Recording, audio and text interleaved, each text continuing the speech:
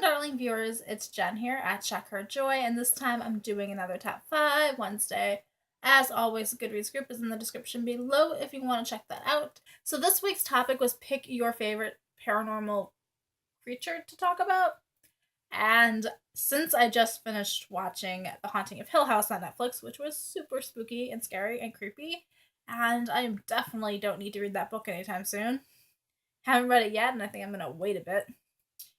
Anyway, what I did pick was my top 5 favorite books that have ghosts or hauntings in them. The first book on my list is Rebecca by Daphne du Maurier. This one's kind of debatable whether or not the house is actually really haunted. It's probably not, but the main character is the second Mrs. De Winter, and the first Mrs. De Winter is Rebecca. Rebecca's definitely gotten into our narrator's head, and so it creates this haunting feeling to it. Everybody in this house is so enamored with the memory of Rebecca and how awesome she was. And the second Mrs. De Winter feels like she can't ever measure up to it. She feels like she's, weighed down by the expectations to be more like Rebecca. And she starts having these moments in the house that feel very much like hauntings, weird things happening in Rebecca's room. And it's probably all in Mrs. De Winter's head, but there's a small chance that there could actually be a ghost. If not, she's at least getting haunted in her mindset by Rebecca. So this book is definitely creepy. It takes place in the mansion of Manderley, which is this really big house, empty rooms. Rebecca's room hasn't been changed or touched since she died. Definitely got some creepiness going on in this book, which I enjoyed, but also it's not too scary, so I could deal with it. I really don't like super spooky books. So my second pick is Ghosts by Raina Telgemeier. So this is a graphic novel. It's like a children's book, and it has a family moving to this new town in Northern California and adjusting to it. But the town they move into is obsessed with Day of the Dead and with ghosts. And the younger girl in the family, she has this illness, and she knows that she's gonna die sooner rather than later. It's not like an imminent death, but she's probably not gonna get to grow up and have kids, do the whole live to your 80 thing. So she latches onto this idea of ghosts and kind of comes obsessed with it and what's in the hereafter. And her older sister is a little more skeptical, doesn't really want to deal with it. And so there is this prevailing idea of ghosts as this representation of death.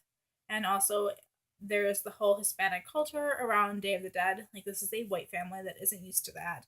And the community they move into, that's a huge part of their culture, their holiday.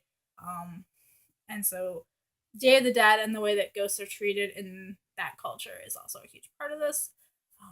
The idea that you communicate with your family members even though they passed. This one takes a more literal interpretation that ghosts actually come back. So we do actually see ghosts in this graphic novel. So my third pick is Anya's Ghost by Vera Braskel. This one is another graphic novel. This one's more of a teen graphic novel. And it follows this girl, Anya, who has just moved to, I think, the States. But she definitely has this very strong Russian background. And so she moves into this neighborhood and nobody really accepts her. She's definitely seen as foreign and other. She's chubbier. Her hair doesn't look the same as everybody else's.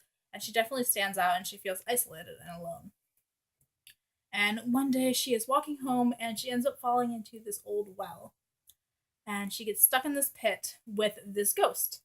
And so there's definitely this physical entity, and the two of them start talking because she can see the ghost. But eventually somebody does come, finds her, and she's rescued, and the ghost follows her out of the well. And then Anya goes through her normal life, but with this ghost that only she can see following her around. And just really the relationship between the two of them and kind of the havoc that the ghost causes.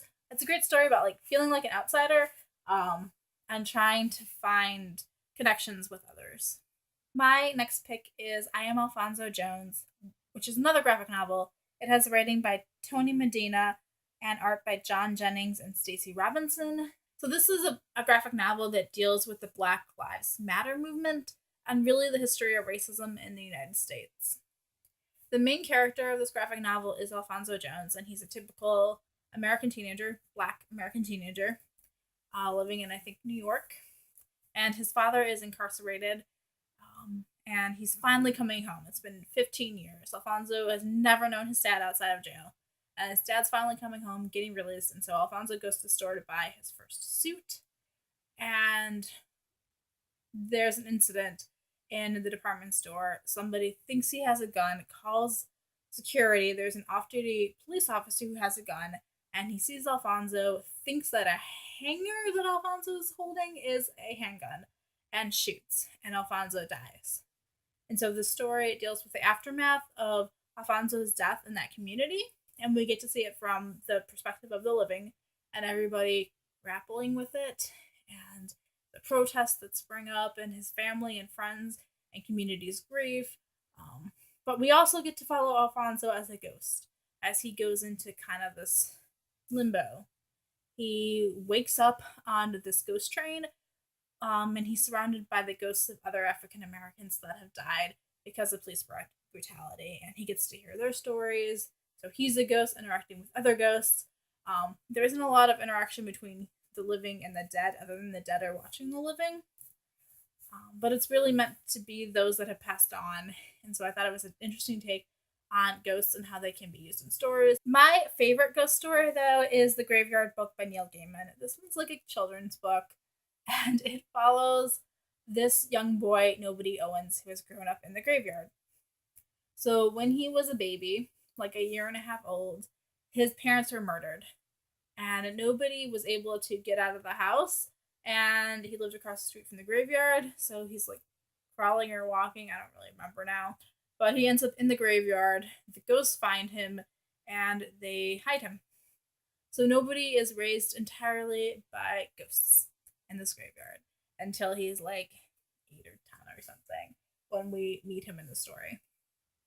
And so it's fun to just see all the different ghosts in the story and how growing up in a graveyard makes him a little bit different. They're also very conscious of the fact that he's human and he's alive and needs to stay alive. So there's like his godfather type character in Silas who goes out and brings him food. We've got his two parents, the Owenses that adopt him. Like they were this couple that really wanted kids when they were alive but never could have them. So now they're just so excited to have nobody. And there's also this idea that they know he's not always going to be able to live in the graveyard. So they also are teaching him how to read and about the world and what they can remember. But because he's in this British graveyard, this graveyard has been along so long, there are so many different types of characters in this. We've got a Roman soldier and a landowner from, I think, the Regency era, and these poor townsfolk, and just all the ghosts are so much fun. There's like a witch in the graveyard, so there's so many interesting characters, and nobody's this child. He has like this childlike imagination, and just really tons of adventures. And we see him meet like his first friend as there's this girl who visits the graveyard with her parents. It's so sweet and so touching and not spooky, despite the fact that it's being set in a graveyard. So I love it. There's just so many stories in it. So those were my top 5 picks for books that have ghosts in them or haunting feelings in them. Put in the comments below if you've read any of these or what are your favorite ghost books. And yeah, peace out. I love you guys. Keep reading. Bye.